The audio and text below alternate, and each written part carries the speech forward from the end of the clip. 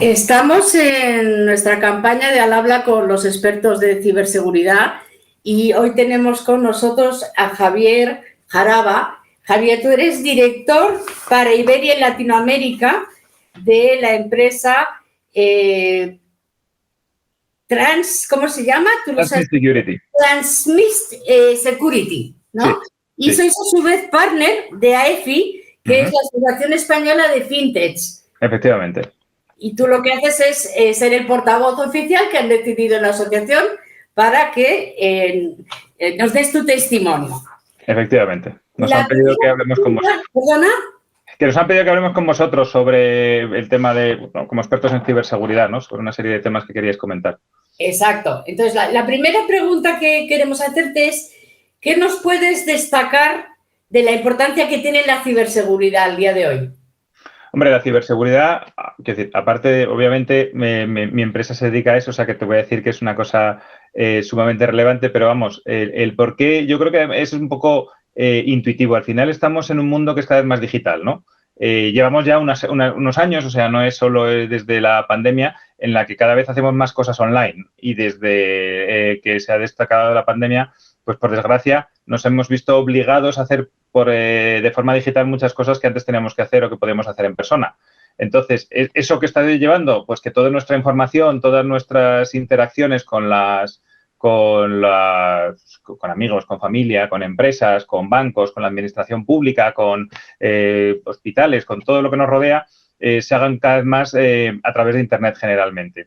Luego, al final, el objetivo de la ciberseguridad es asegurarnos que todas esas interacciones digitales, toda esa información que estamos poniendo online o que estamos trabajando o haciendo accesible a través de los canales digitales estén seguras, ¿no? Al final estamos hablando de que nuestros datos personales los estamos repartiendo porque no nos queda otro remedio. El acceso a sistemas ya no solo desde un punto de vista del consumidor, sino incluso desde el punto de vista de las empresas. La información de las empresas está cada vez más digitalizada, los sistemas industriales, la infraestructura, en fin, yo creo que todo está conectado hoy en día y entonces pues eso hace que esas conexiones y esos accesos sean seguros, pues tienen una importancia crítica, ¿no?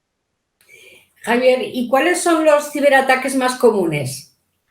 A ver, eso es una cosa, es un tema bastante curioso, ¿no? Porque obviamente los ciberataques que más llegan a las noticias son los que son como más, los que más ruido hacen, ¿no? Entonces oímos, la empresa X le han entrado hasta la cocina o ha habido un ataque de ransomware en la empresa Y y entonces están parados y no pueden trabajar. A mí me gusta distinguir entre lo que son los ataques más comunes y luego hay un estudio que hace Verizon desde hace ya 13 o 14 años que es un informe sobre las brechas de seguridad, no tanto los incidentes, sino las brechas que afectan al final a los datos. Entonces, por eso me gusta hacer esa distinción. A nivel de los que hacen más ruido, yo creo que ahora mismo lo que está más de moda es el tema del malware, especialmente el ransomware, ¿no? Al final los atacantes entran a una empresa, les mantienen, les cifran los datos o se los hacen no accesibles y es básicamente la extorsión, ¿no? Es un trabajo de chantaje. Eso hace mucho ruido porque son incidentes que suelen implicar que una empresa se pare y que son como muy visibles.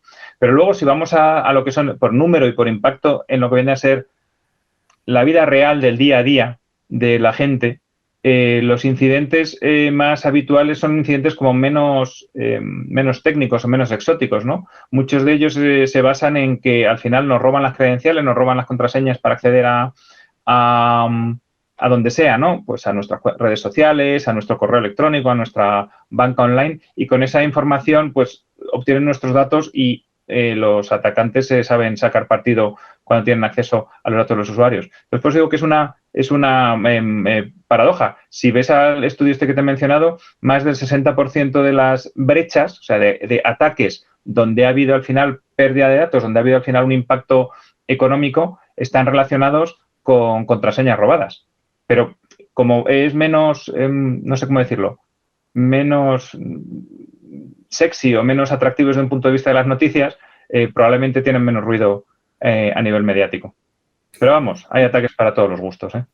¿Y qué diferencias destacarías entre lo que es una amenaza, una vulnerabilidad o un riesgo?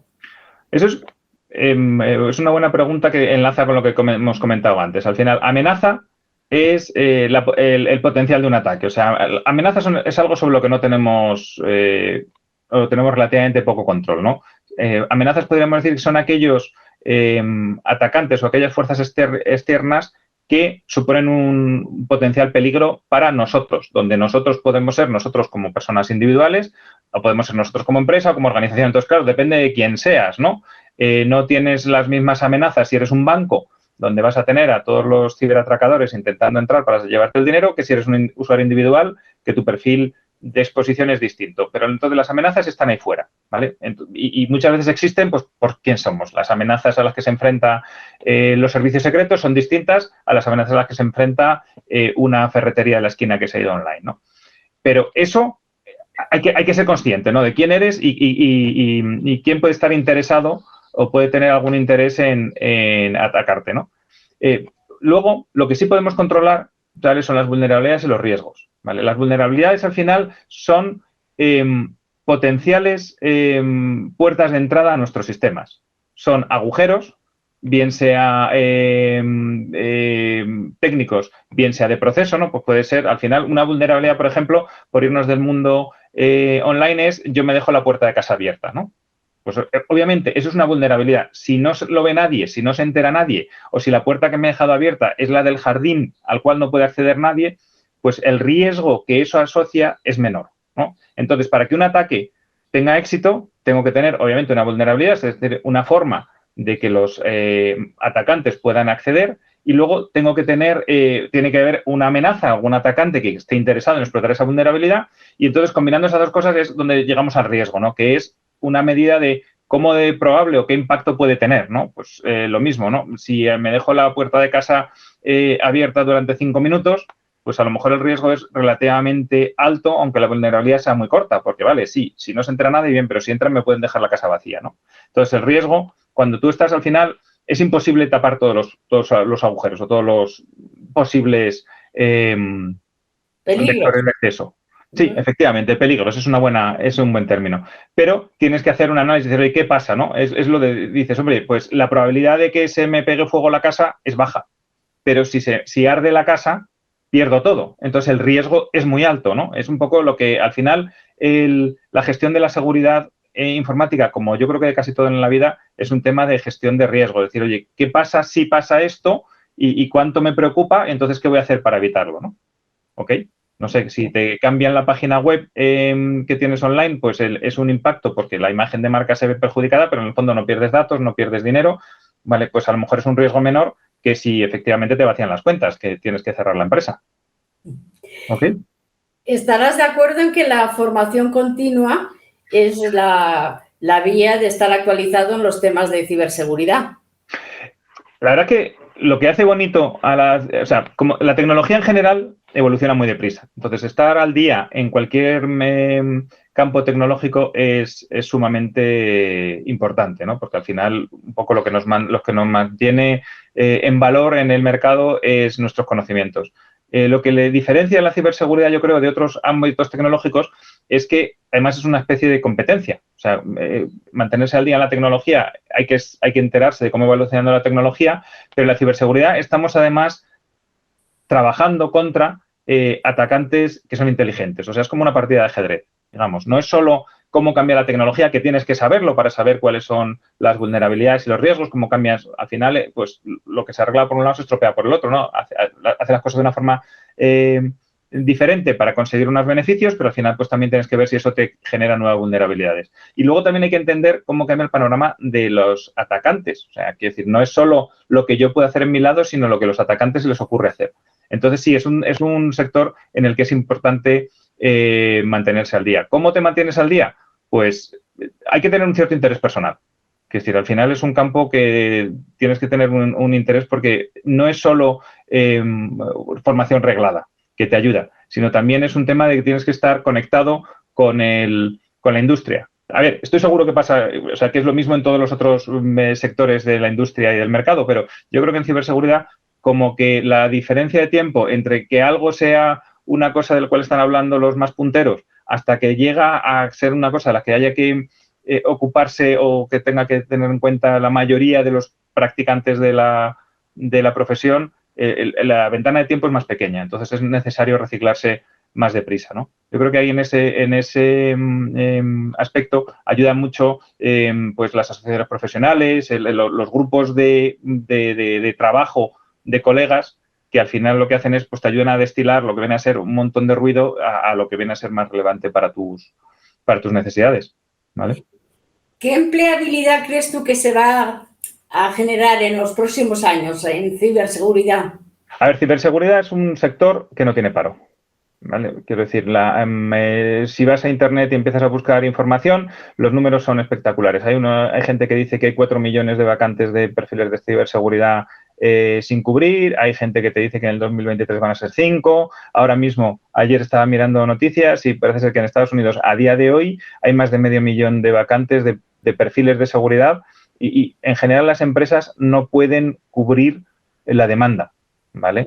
Es verdad que también es un campo muy grande. O sea, dentro de la ciberseguridad es muy vasto. Hay unos perfiles, como es lógico, que están más demandados que otros, pero en general también yo creo que porque es una industria relativamente joven hay menos, ¿cómo decirlo?, osificación, menos estratificación. O sea, es muy fácil o es muy común que la gente vaya cambiando dentro del mismo ámbito de seguridad de unos perfiles a otros, de unas funciones a otras. No hay líneas muy marcadas. Entonces, eso hace que una vez que entras por una puerta, digamos, al sector, sea fácil moverte hacia otras direcciones según pues, tus intereses, cambia la tecnología, te apetece hacer más una cosa o hacer otra. Muy bien. Por último, ¿qué os aporta la asociación a los expertos en ciberseguridad? En concreto, bueno, como te he comentado antes, el colaborar con asociaciones profesionales o sectoriales es crítico, ¿vale? En concreto, para Transmite, el trabajar con una asociación como AEFI nos permite, porque al final AEFI, su foco son las fintech y es una asociación de empresas de tecnología orientados a un sector en concreto. Entonces, al final, yo creo que somos, ¿cómo decirlo?, vecinos, ¿no? Su foco es en entregar un producto y una serie de servicios, una serie de beneficios a los clientes y a las empresas en un área de mercado específico, pero a través de la tecnología, ¿no? Entonces, desde ese punto de vista, pues tienen una serie de problemáticas y de necesidades que desde el punto de vista de la ciberseguridad pues son complementarias. Y a nosotros nos aporta también el tener su punto de vista, porque claro, yo creo que en esto además las cosas cambian muy deprisa. Entonces, es importante el tener una visión que no sea la tuya. Hay veces que es necesario sacarte la cabeza de tu día a día y mirar alrededor y escuchar lo que tienen que contarte otros que tienen una perspectiva distinta Sí, yo comento siempre sacarte de tu subjetividad, ¿no?, para compartir la objetividad.